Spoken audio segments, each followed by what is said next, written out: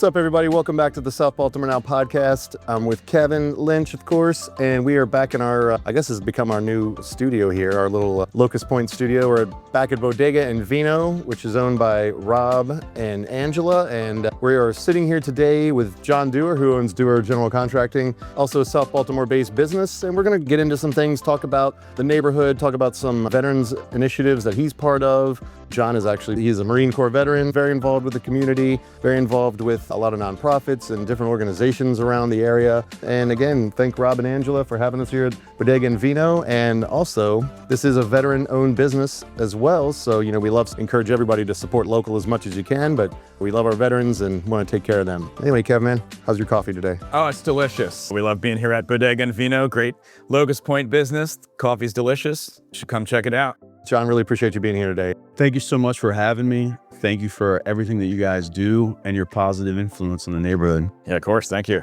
So, Jon, tell us about growing up in Baltimore. I know you said you'd spent a lot of time in Canton, a lot of time in Middle River. So what was that experience like? It was wild and wonderful. I had the opportunity to see the city as it was then and the county as well. So running around all the time, goofing off on the same streets that my grandmother and her family lived on. And the benefit of going out to the county and soaking a crab pot before I went to school on any given day and bringing a couple critters home to eat. So it was really great. It was really great for me. And nothing stays the same forever. And I know Canton's undergone quite the renaissance. I'm sure it's a much different place than when you grew up. And even Middle River seems to have a lot of investment around the waterfront and new shopping centers. So what's it like to see those areas change so much as a native of those places? It's painful in a good way, like all growth is. You want to keep it the same way. When I grew up, all the parents knew my name, so if I did something wrong, they could drag me back to my house. I wouldn't get a chance to defend myself, and I would immediately get a hand across the face by my mother. Now we're in a world today where there's just so many people coming and going, and it's great for the community at the same time, and like I said, in a different way. So it's positive, but it's painful to grow. Sure, absolutely. And how did you end up in Locust Point? I ran into a beautiful lady and she talked me into moving over here with her. And today she's my wife. I'm very lucky. Abby and I have been together for almost 7 years now. And we just live a few blocks away from here. And we've had a great opportunity to dip in here for great date nights in the past. I highly recommend grabbing some bites to eat and glasses of wine. But when I came here, I just never wanted to leave. There's so many fantastic things, but more importantly, great people volunteering for everything from Little League to Latrobe Park cleanup to street cleanups. It captivated me on a very basic level, and I just wanted to stay. Awesome. And I think neighborhoods like Riverside and Locust Point, you're starting to see some of that aspect of what you talked about growing up in Canton, where, the families know each other's kids and see everybody everywhere and are starting to keep track of everybody a little bit. So it's good to see those community aspects growing in these areas that are always changing. You're a veteran of the Marine Corps. Talk about the decision to enlist and how that experience was. Very fun question. Probably like a lot of Marines, I got in trouble and had to make a decision. I had the great benefit to going to high school in the city at Archbishop Curley High School. It's an all-boys school. And then I attended a college of my choice. While I was there, I played lacrosse. And at the end of the year, I got in a big fight with a football player. And there was a choice that needed to be made. Do I try to go to another school or what? And the or what was military. Every male in my family has served in the military. And as a kid, I was told a story about my father. He more or less came across a similar situation and his mother chose the military for him. He had went to Mervo, didn't complete his first year, and chose to enlist early. The Marine Corps for me was a culmination of a lot of different things from my youth, and then a lot of growth, which was painful. I was in from 98 to 2004, and it was a hair-raising experience. I thought I wasn't going to make it out like so many other young Marines. And from that point, when I left, I just decided that every day was a gift. And when you have those things taken away from you and then given back, it gives you a different perspective on life. And I know we were discussing before we started recording, seems like you're part of a lot of different fraternities here in Baltimore, but what's the camaraderie like with the fellow Marine Corps veterans or just other veterans of the military here in Baltimore? It's very special. A good example of this was a Locust Point Civic Association meeting where I was sitting at a table with 4 other veterans and the wife of a veteran. Everyone knows them, Mr. and Mrs. Duffy, lovely people. And Miss Duffy grew up in the military and then married Hap, who was an officer, I believe, in the Navy. And so she spent a lifetime there. And so she's earned her stripes. But those core groups of people in that little table all played intricate roles in the development and maintenance of this great community. And many of them people wouldn't even know. I see these people picking up trash on a random Tuesday when I go for a run and giving back in other bigger ways by just teaching younger generations on how to do things correctly, like Latrobe Park cleanup. And that investment in your neighborhood, in the community, and other people around you creates a value in yourself and creates a value in other people. And that type of value, I believe, gives people the platform to discuss things more openly and deeply than just throwing stones. When you don't value the people you're around, it becomes easier to take things sideways. Very cool. And very small to more. The last meeting I was in 30 minutes ago ended with, somebody told me I need to contact Cheryl Duffy. So she's obviously an instrumental part of this community, and her and Hap obviously do so much good work at Latrobe Park. Yeah, obviously it takes a village to take care of these communities where the city's not going to come in and do everything. And one of my passions before being so busy, and if you followed the site for long enough, was like just going around and picking up trash and organizing trash cleanups. And my kids recently asked me, like, why are you always picking up trash? So I'm glad they're noticing, and hopefully that's the example we can set and keep. But there's just so many great members of the community. I know another big part of this community is the Marine Corps League right on Fort Avenue, which is a great event hall, but obviously there's a much bigger mission there as well. So talk about the Marine Corps League and why you want to be a part of that. The Marine Corps League's basic mission is to support Marines and former Marines, FMF corpsmen. And the goal there is simple. We're just taking care of ourselves. It's another community of people, but they pull from Baltimore County and city. The detachment itself is one of many in Baltimore and Maryland as a whole. But we do all the Marine Corps things. That is, keep our heritage alive. We celebrate the Marine Corps birthday and other things throughout the course of the year. And it's great for us. It's like feeding the soul, because as you can imagine, as things develop in life and you become segmented in different groups, these different groups are different from each other in different ways, and it becomes ingrained into your DNA. And so when you're coming up as a kid and you're that 18-year-old kid and you're doing things and you learn a lot of different stuff, and you get older and you realize there's a lot of value in getting stuff done. There's a lot of value in understanding how the military works, the get up and go mentality, and how to apply those like simple learned things along the way to your life. And so being around those guys just fuels that fire and fills my heart with so much joy and enthusiasm. I'm the youngest guy there, and the guys that older than me have done really big things on their professional career, but also in the military. And it's humbling, because I've done nothing compared to some of those men in that room and women. And it sets an example for me. It really does. It sets the bar. And the Marine Corps tries to keep the bar high. They're doing a great job. We have a lot of fantastic servicemen and women throughout the entire military, and everyone has a role. The Marine Corps is a very specific role. It's a smash and grab and kill scenario for us. People ask why the Marine Corps call things a camp. Some people call it a fort, other branches and so on. It's because we're mobile. We get up, we conquer territory and move on. The Army comes in and backfills us, or another branch comes in and backfills us, sets up a command, helps move whatever the goal is forward. So we all have a role. The Marine Corps is very specific. It's got a ton of history, and I get to celebrate it all there with those guys, and I love it. Awesome. Yeah, that's really great to hear. And I know the hall has a business side to it as well. So sell how people can host their event and do different things at the hall there.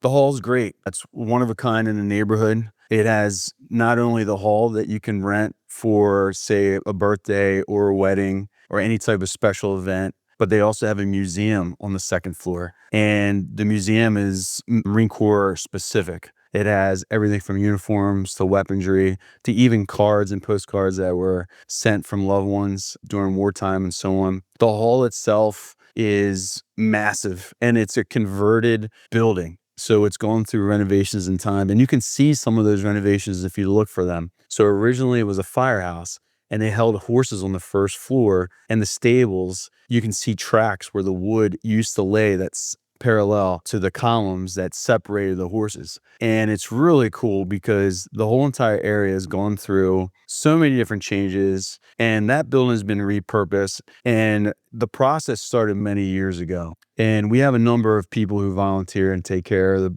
building, but there's one specific gentleman I like to thank. His name is Jack Collin. He is the driving force to purchase the building and renovate the building, and he still oversees it today, in addition to several other Marines, notably Ernie Disney. And those gentlemen make sure that building is running for us and others, and they oversee the parties and the rentals. And I love driving by it all the time. I live on Hobart Street, which is the street that runs next to it. And you can drive by any given night, specifically close to the weekends, and it's all lit up and you can hear it.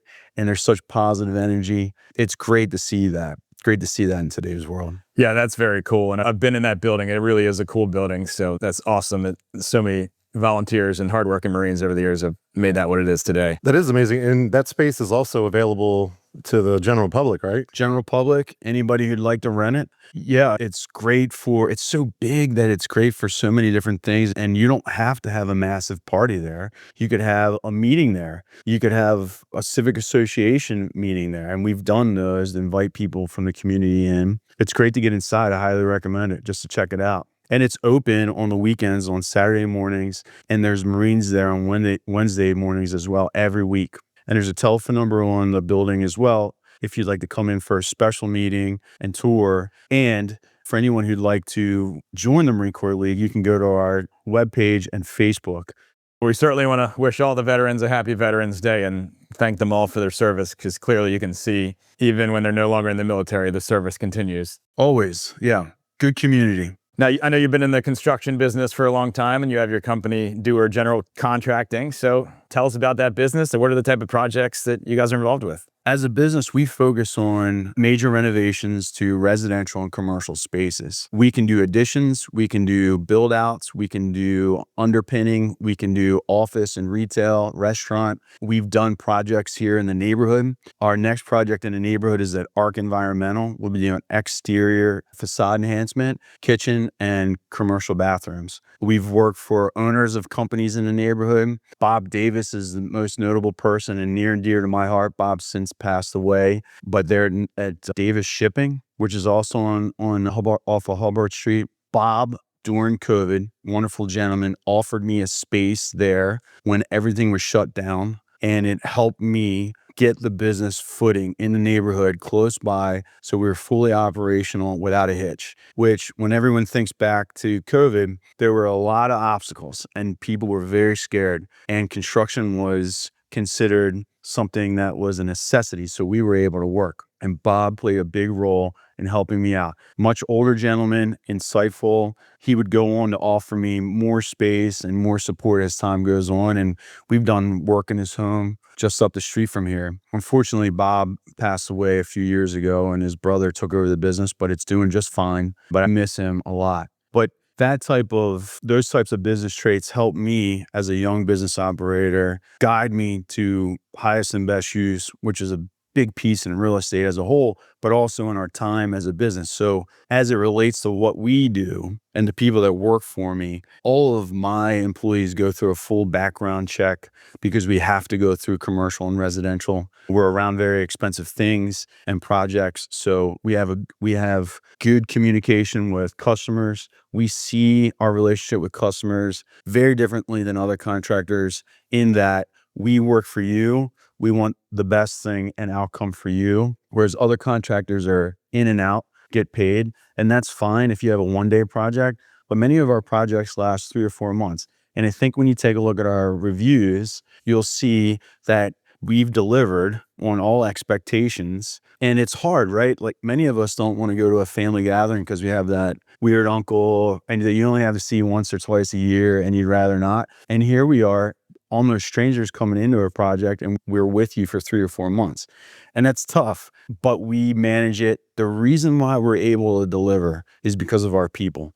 The people that I work with, the people that work with me are the best people that I can find in the industry. And sure, one guy swings a hammer like the other until the project's over and there's a problem. And so that's the difference. Currently, we're working for an Army veteran who retired and bought a home on the other side of town near Memorial Stadium. Just a month or so after he bought the home, it started to flow with water different ways. The previous owner had put in drain tiles in the basement. They skipped a couple steps and the drain tile was clogged. As a result, it was no good. So we had to come in and do these repairs. And while it seems simple many times when you watch a YouTube video, the devil is in the details. And in reality, in terms of cost, we are less expensive than several other people who came in and looked at fixing that project. We're below half of his lowest bid, but we're not because of compromising, just because we know how to do it. And we'll be in and out in 2 weeks. His lowest bid was $75,000.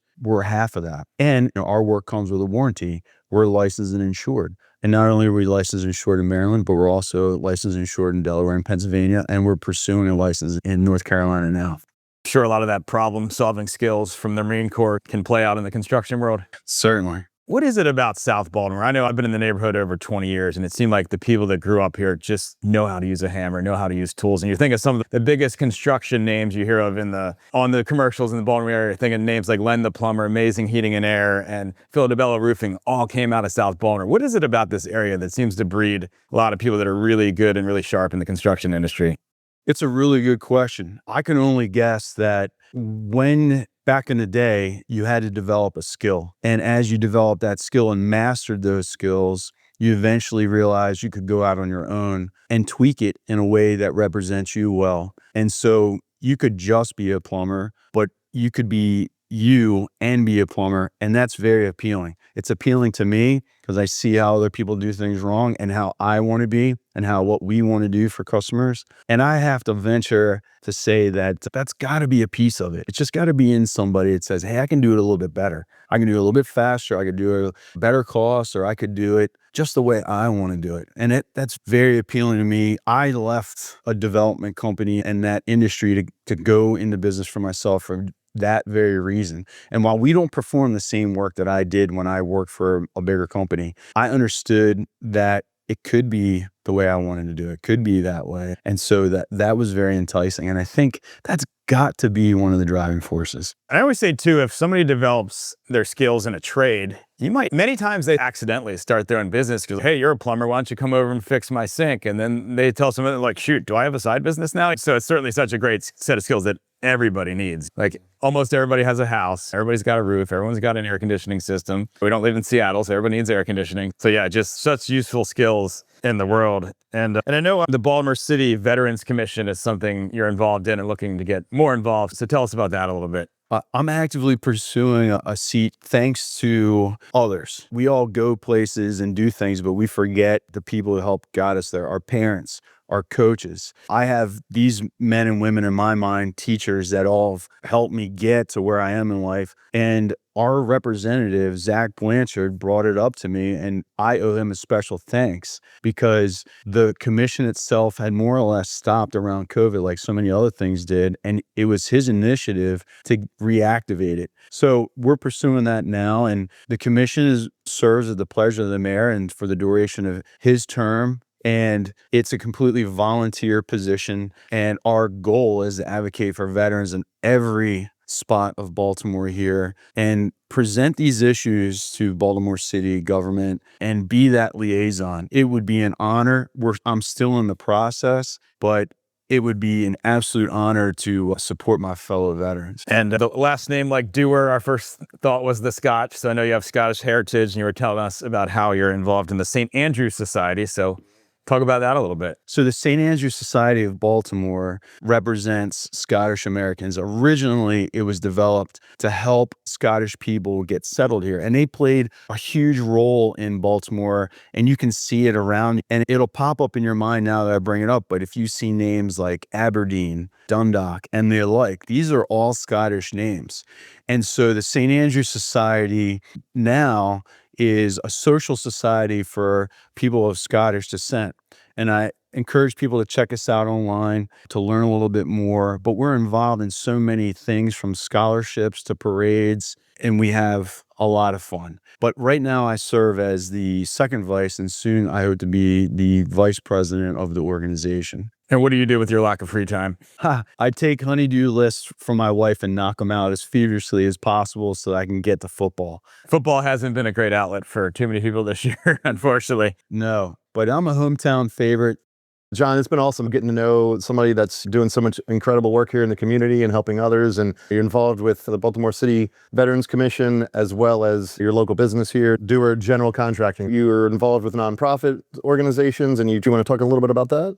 Love to. When I was trying to build a resume when I was in college, I stumbled through a Petco when buying food for my mom's dog, and there was an opportunity to volunteer. And I couldn't get a job because my skill set at that time was extremely different than the average college student. So it was either the police department or some variation of that while I went to school. And I wanted to go to school and do good. And I knew I couldn't have a full-time job and do both. So I needed to build a resume so I could get that end job. I volunteered that day. Come to find out, my job and responsibility was to pet cats. And so I did this for a couple hours. And the reason why that was so important is because when cats don't have human touch, they become feral. And then the problem is they're harder to adopt because they don't seem so friendly. From that point on, I've gone on and adopted a few cats myself and a dog from Puerto Rico. But I've developed a love for these furry critters. And so we as a business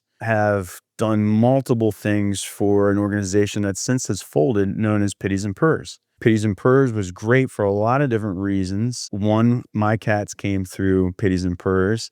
We've donated the sales of merchandise to Pitties and Purrs, and we've given out adoption fee waivers. Now we're looking at other organizations just like them to make a bigger impact. These guys can't give back to us. When we do something nice for them, they're not going to buy us a beer after we move a couch for them or something along those lines. And so it's a good feeling. It's a great way to fill the batteries and heart. And there is another piece to this that I don't want to get lost. When you go through an experience like the military at any branch, a lot of things change in you. And when you rotate back to civilian life, you need to get on the same page with everyone else if you're going to be competitive and have a good life. And adjusting to the new world wasn't so hard for me up front, but over time, it became more complicated. People couldn't keep up. There were people who just thought 8 hours a day was enough or less than, and I felt a commitment to the company I worked for because I knew what we were doing and the outcome. And there were just little things like that. Assimilating as a process, petting those cats kept me in one spot for a long period of time and helped me work through feelings and thoughts. And again, helped me work with something I could never give back. And so that transition from the military to civilian life happened slowly and through the help of pets. And so that's why we've chosen to work with organizations that help pets. It's played a big role in my life. It's awesome. Thank you, Jon. This is a great conversation. Really appreciate you sitting down with us today and having this conversation. And if you're a veteran out there, you know a veteran, please share this podcast, share it with your friends, neighbors, and we thank you all for tuning in. This has been great. Thank you so much. Without people like you doing things like this in our neighborhood, our community wouldn't be this great. So thank you. Keep on going. Fair winds. Thank you, Jon. This was an awesome conversation.